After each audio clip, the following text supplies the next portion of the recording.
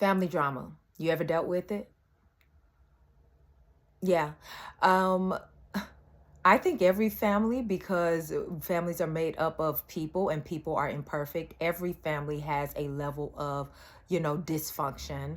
No family is perfect. I don't care if you are from the projects or you are from Beverly Hills. Every family has some level of dysfunction, and it may not be your immediate family, it may be your extended family, or it may be your immediate core family. How do we deal with toxicity within families? Here's one principle that I had to really learn over the last few years. All blood is not family, and all family is not blood. All blood is not family, and all family is not blood. That means that there are people that you do not share blood with who you feel closer and a heart kinship to than someone who you have the same DNA as them. That's just the reality of it. I think that when it comes to relationships, like, you cannot help the family that you were born into, but you can choose family as well. There is something to honor the family that you were born into, the blood relations. And thank God I do come from a great family, but my family has pockets of dysfunction just like anyone else's. And I think that one of the things that we have to come to grips with is, how do we handle family drama? How do we handle when are cracks in our family? Do you have to deal with things in a way where you're going into a family function, or you've been invited to a family function? Do you have to mentally prepare to go into that space? Do you have to mentally prepare to be around certain people? Do you have to mentally prepare to have certain conversations with groups of family, whether you're having to deal with some family business, phone calls, all that kind of stuff, whatever it is? How do we deal with family? There is something to honor, particularly in parents. Like, the Bible says that honor your mother and father so that your days will be long on this earth. It says that parents don't provoke your children to anger. All of these things, is kind of like, these are tools for us to govern our lives by. I cannot express the amount of unbelievableness, if that's a word, in hearing about these tragedies where adult children are harming, unaliving their parents. Like, I'm Gen X. If we even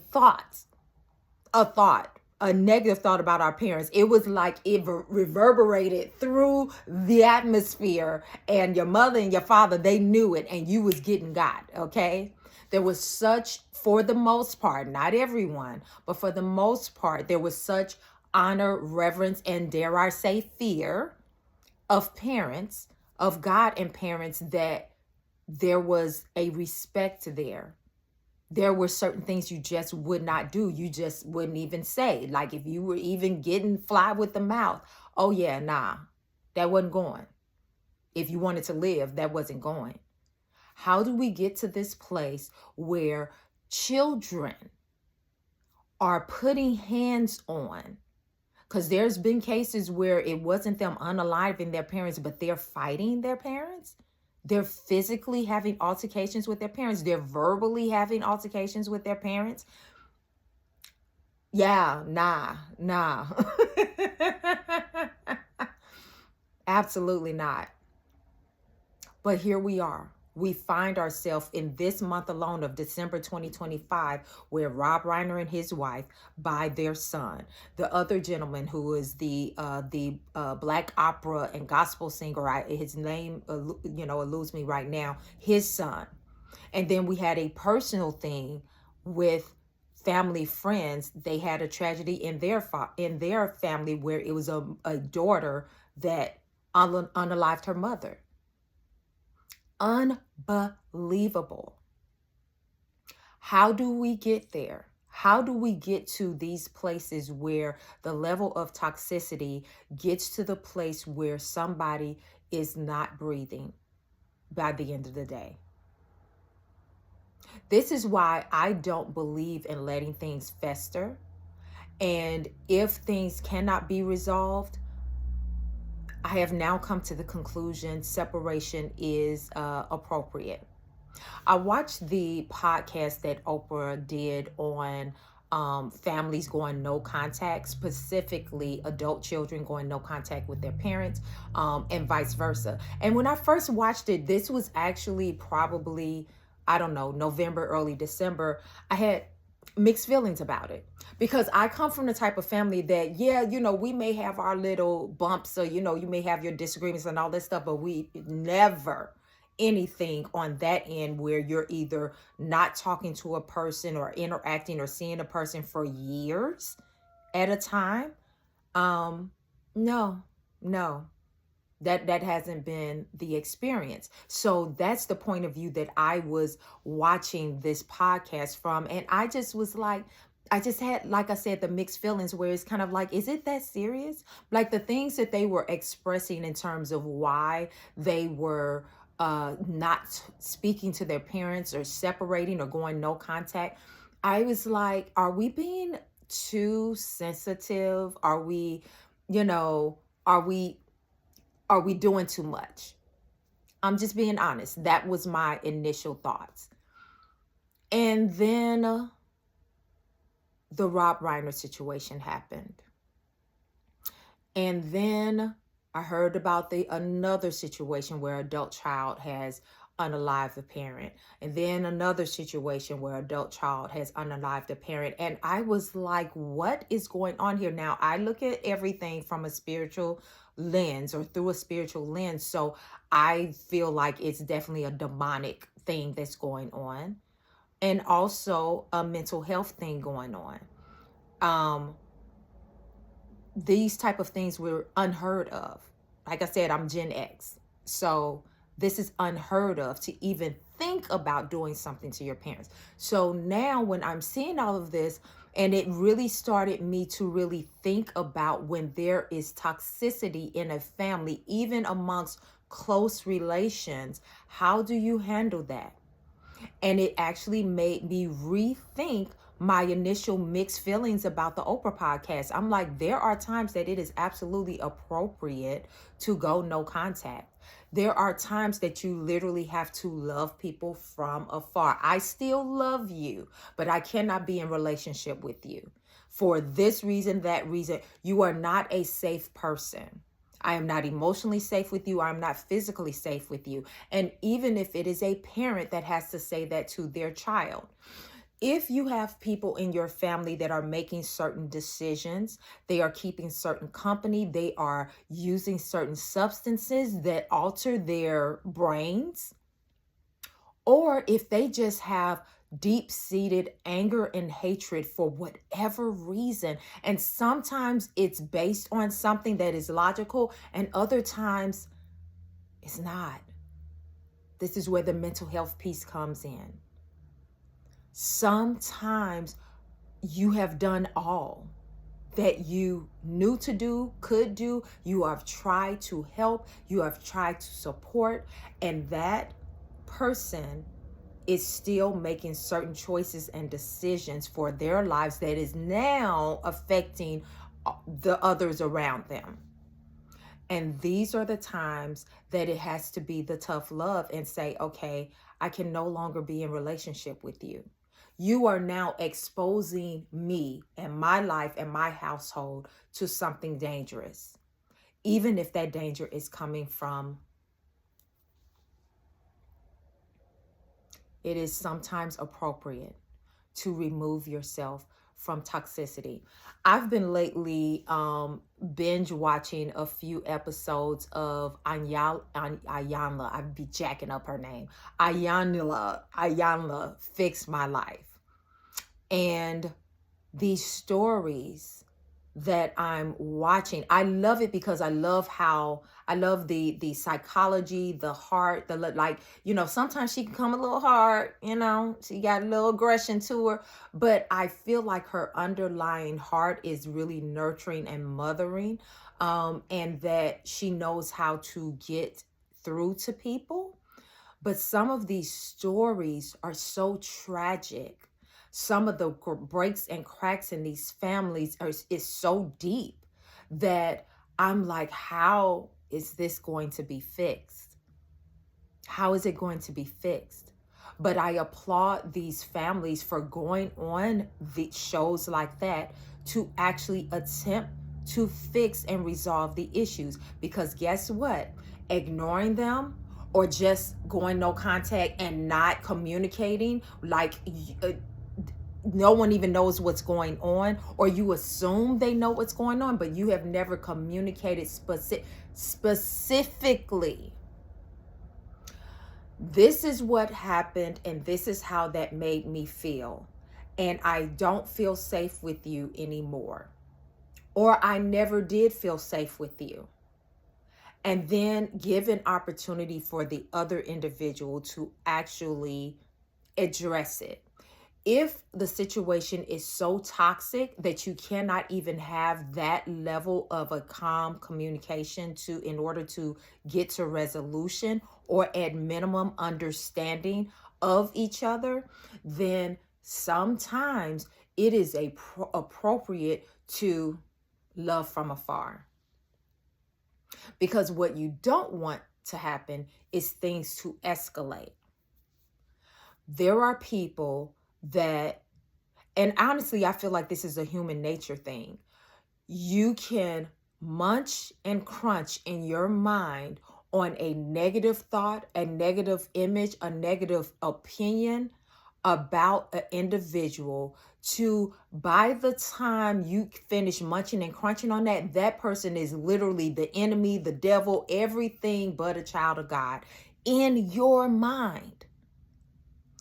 We have to really understand how that can happen. It's based on perception, what you're seeing through. It's how it lands on you. It may not even be reality, but it is your interpretation of what the experience has been. You can actually twist something so much in your mind, and this is a human thing, I believe, that you could actually blow something up bigger than it actually originally was. And now you have hatred. You have a deep-seated anger that now when you're in that person's, when people say on site, it's on site. Now on site, you are into it or attacking this person or whatever the case may be. It's extremely toxic. So here's the thing. I advocate communication. Do your best to communicate when you can. And that means not attacking, not trying to, the name calling and all of that kind of stuff. Say what you're feeling, what your thoughts, feelings, and perspectives are without attacking, in a calm way. And give the other person the opportunity to express themselves. If one or more of the individuals cannot do that, then you need to table and remove yourself from the situation. Okay. Sometimes allowing that process to take place, you may have to do it in writing. Sometimes you may not verbally be able to do it because it's such a, depending on the maturity of the people, some people cannot have a calm conversation because they're just waiting to defend. And those type of individuals, it's not going to be productive. But sometimes if you put things in writing, and when you put things in writing in terms of what you're expressing, how you feel, or like your emotions or whatever the case might be, do your best to be specific about why. When this happened, when you did this, it made me feel this way. When you said this, This is what I heard and it made me feel this way. Be specific. Don't say things like, you always. That is not productive. Be specific in your communication. Don't say what happened and how it made you feel, not attacking, not degrading the other individual. So name calling and all that, and also raising of voices, all of that is anti-productive. You will get nowhere. If you come to the table trying to just be understood as opposed to also trying to understand, and yes, you do want to be able to express and explain and all that kind of stuff, but you also have to come to the table with an open mind to understand the other person so that there can be potentially, hopefully, reconciliation, because we family, right? We family. But if you are dealing with individuals that are unhealthy, immature, they are keen on keeping fighting, and they're just a toxic individual, and it doesn't matter if they're blood or not, they're just a toxic individual. Those are the individuals that are on a as needed basis interaction, meaning that you cannot have regular interaction with those type of people. They will always cause some drama. They will always you always have to be on your guard when you're around them. And who wants to live like that? Who wants to live like that? I certainly don't. There are some people that you only need to see at funerals. Yes, some people you only need to see when necessary, not socialize with them. There's some people you literally, and when I say people, I'm talking specifically about relatives, because again, I said all blood is not family and all family is not blood, okay? There are some people that you need to love from afar. You're not going to even like everyone who you are blood related to. There are some people you just don't gel, and it's okay. But you have to treat everyone with respect, and you have to also not allow disrespect to come your way. But the reality is that some people, because they are toxic, they will touch anybody with their toxicity if they're able to. Know when it's time to throw in the towel. Try, do your best to communicate, to mend, to bring resolution. If you are so hell-bent on just seeing things your way and not opening up your heart and your mind to the others that you maybe are having some issue with, then you might need to just love from afar. And vice versa. It's okay. That way everyone lives to see another day.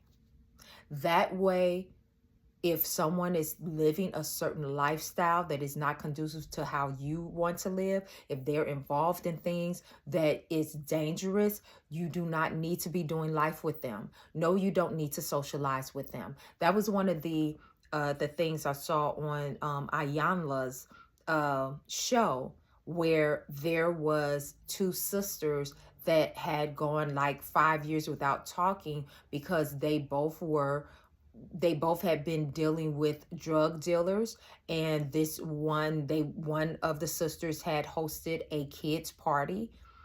Her drug dealer boyfriend, some chickens came home to roost for him. They came to her house, ended up killing her cousin, the younger cousin, and her sister, and her two kids were shot. She was shot too, but now they're dealing with all of this fallout.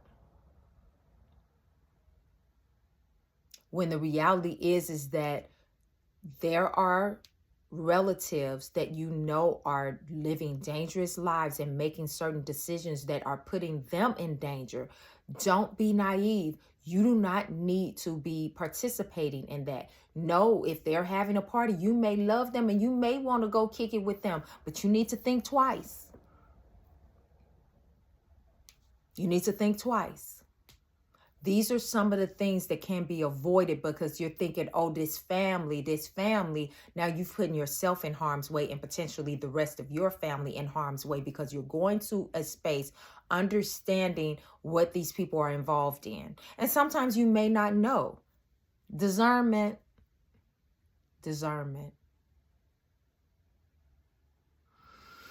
Have you ever dealt with family drama? Leave me a comment below. And make sure you subscribe, like, share, all of the things, okay?